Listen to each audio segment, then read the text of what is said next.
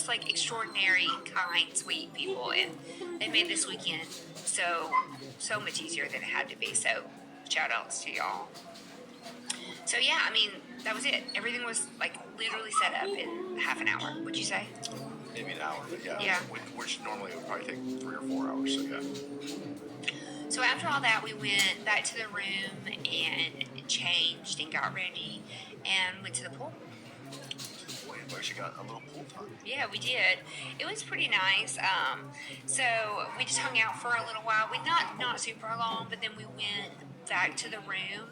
Do you want to tell them about your mystery illness? Because I think that's worth notating here. We kind of touched on it last week, but we haven't really dived. Because this night you were actually running a fever. Yeah, so if you remember back, well, I don't know, we never told the story. Well, we talked about Yeah, I thought we did Tempted. We didn't do a Tempted podcast because of everything. Yeah, so we hadn't really talked about this. So we went to Tempted for their big anniversary party, and which was March 20th. And I was feeling under the weather. But before you freak out on me, I had been tested for COVID. Yeah. I've been tested for strep. I've been tested for mono. I was tested for everything. Let's back up. We were on our way down there, and you were like, I'm not feeling super. It kind of hit you as we were traveling. So we didn't leave town knowing. You were just like, I'm not feeling super. And we thought like maybe it was a sinus infection. Nothing was indicating like there was something wrong. Right. But you were just a little under the weather. Right. So we get to Tempted, and not Tempted, but we get to Louisville, and it becomes kind of apparent that you are, in fact, a little under the weather. We basically only went to the club for a couple hours, then left because I didn't feel well. Yeah, so you ended up sleeping most of the weekend, and we had told Tanya and John that we were going to be at Tempted. We had advertised it, so you kind of sucked it up, and we went, and we literally left before midnight. And if you know anything about us, we just don't do that. So we came home. We got up the next morning, and you were just like done. So I had to drive us home from Louisville, Kentucky. At this point, you're running a fever, you're coughing, your throat. We had tested you for everything. Nothing was coming back. Like at the at-home test, so we're like, maybe you have strep throat. At this point, we didn't know. So you went that Monday or Tuesday to the doctor because I was like, my dad was not doing well. Things were very quickly. At that point, things were. That Sunday that we got back, my dad broke his hip. Correct? No, your dad was in the hospital. That he died that Sunday after we got back. No, he died on the 31st. This was the 20th. Oh. So he died 10 days later. But anyway, so like. My dad was getting sicker, you were getting sicker, so I'm like, we have to figure this out. So in the matter of like a week or two, we went to the doctor like 4 times, and they could not figure out what was wrong. They still don't know. They still don't know. It's been it has been a month. It's the 21st of April right now. When this was about the 20th, you've lost 25 pounds. Probably more than that now, 28? 25-ish pounds. You're still having night sweats. Not so much fever, really. Do you think? Even the night sweats, the last day or two have been a lot better. Yeah. So I seem to be getting over it now. Yeah. They still do CAT scans and all this stuff, but yeah. They never have found anything. No, and you've been on a couple rounds of antibiotics. Have you done steroids? I can't remember. Yeah. But it's been what we refer to as the mystery illness. We don't know. So that is another reason why the podcast didn't come out, because I probably could have pulled myself away for an hour and come sit here and talk. But the problem is Dan does all the behind the scenes. Like he edited it, he uploads it. I have no knowledge of how to do any of that, and so because he was completely down for the count, it just added an extra layer to an already stressful situation. Correct. Okay. That was a side note. Sorry. It was, but you're right. I've been sick for a month. Yeah. So, and the fever comes and goes. Now it's kind of gone. But at Secret's point, it would come and go. Like at one point, you wouldn't have a fever for a day or two, and then all of a sudden it would come back. Well, never a day or two. Oh, okay. Well, how? Basically, 6 to 8 hours every time I take Tylenol. Okay. And then, yeah. So at Secrets, you had to DJ Thursday night, and you were pretty sick. So you laid down for like an hour, and I gave you some Tylenol, and you kind of sweated off, and then you went out there and DJ till 2 a.m. I'm so proud of you.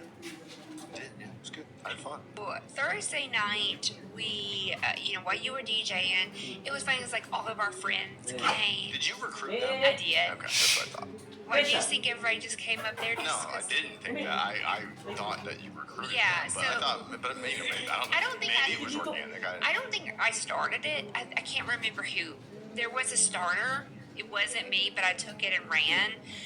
To be honest with you, I think people knew that my dad had just died, and they were trying to make me feel better. And people kept giving me shots, and I should not have taken them. So I got pretty trashed that Thursday. Yeah. So the problem with DJing on Thursday nights at the pool is most of the people. So the DJ booth is right in front of the pool.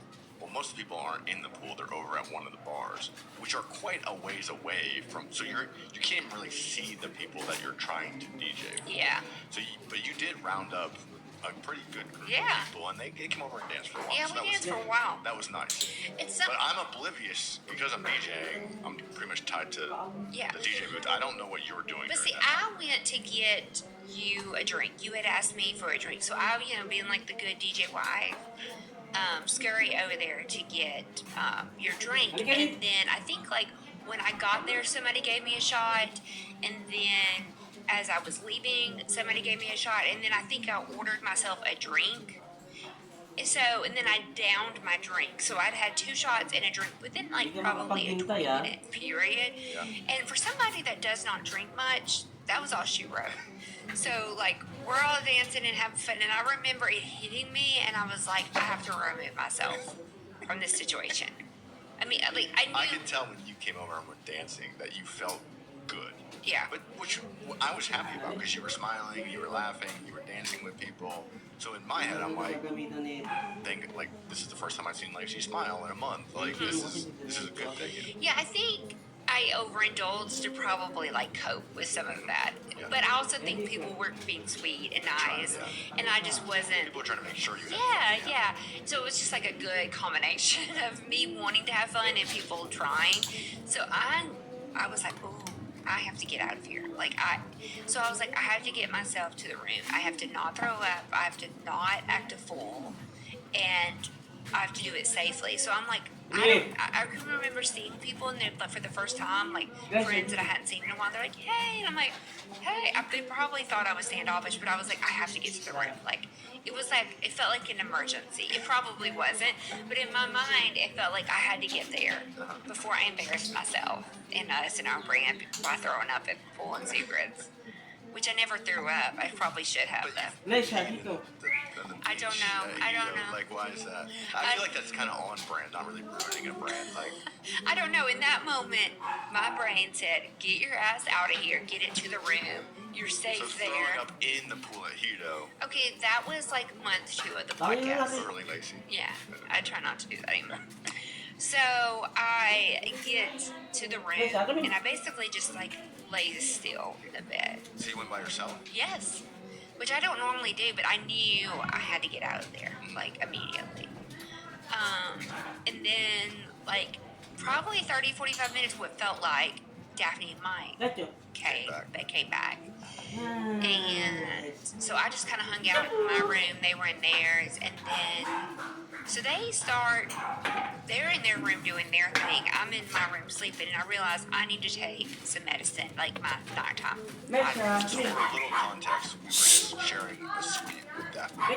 Yes. And so it's a 2-room suite, but there's an open door. Yeah. A hallway kind of. So I can't see their bed, and they can't see mine, but we can hear each other. But the rooms are open to each other, yeah. So at some point, I'm like, I need a drink. So I go around. For some reason, our drinks were in their They had refrigerator. the full size fridge. So I go around, and Mike is in the, like, Daphne is butt-ass naked, getting ready to fuck, or in mid-fuck, I don't know. And Mike is in the bathroom putting swishing his mouth with Listerine. Uh-huh. And it's almost like I busted him. Like, she's putting his, I'm like, Dad! what are you, I'm fucked up, like, real fucked up. I'm like, what are you doing? And he's like, well, sometimes she likes it when I squish Listerine and then go down on her. And in my drunken state, I sung, like, the Mentos song, like Mentos versus fresh. So when I got back to the room, you told me this story, and I didn't fully comprehend what was going on. But She had that so, menthol so pussy Mike likes using Listerine because it like makes her pussy feel minty. Like that she likes the Yeah. way it Glesia. I can feels. relate to that. Like I've had people that chewed gum, Which is brushed their teeth. would be a fun conversation if you were sober, but shit-faced me thought it was the funniest shit I've ever seen, and I was singing every like menthol Mentos song under the sun. They couldn't even fuck because they were laughing so So he hard. was trying to. So Glesia. Mike swishes the Listerine. Yeah. Then he proceeds to go down on her. Yes. While you're singing the Mentos Freshness song. No, they were trying to do that, but I fucked it all up because I'm standing butt naked at the end of the bed singing to them while he's trying to do it. Then it turned into Daphne's vagina smokes menthol cigarette. I mean, you know, like when you're fucked up and like just stuff that is not funny turns really funny. It was that situation. Okay. So then we start texting you to tell you. Yeah, I did get. So I'm DJing by the pool. A couple people are vibing. Yeah. So I'm having a good time. Yeah. And I get this text, and I almost want to look at my phone while it's recording, but the text said something like, "Daphne's pussy smokes menthols." And that's all. That's all the context I get. And I'm like, huh? And I think you said like Then I said the like cigarette. Listerine pussy or something, cigarette emoji. And I'm like, I don't know what this means. Start dying. And then they start fucking, and then I'm turned on, and I need to fuck. So then I start texting you. I'm like, "Can you come fuck me while you're DJing?" So then you put on a soundtrack, or what is it? What's it called? Playlist. Playlist, and you come fuck me, and then you go back out there and finish DJing. It's pretty fun. It's fun. That was a really funny night. I know people listen to this night. This bitch is crazy. But you ever have something that's so funny when you're fucked up, but then like I think everybody's done that at some point, where something like strikes them as funny, but then you tell it to a sober person, and they're like, "Huh? Like what?" Daphne had a Mentos. I know when I came, so I put on the playlist or whatever, and I come to fuck you, and you're trying to tell me this story about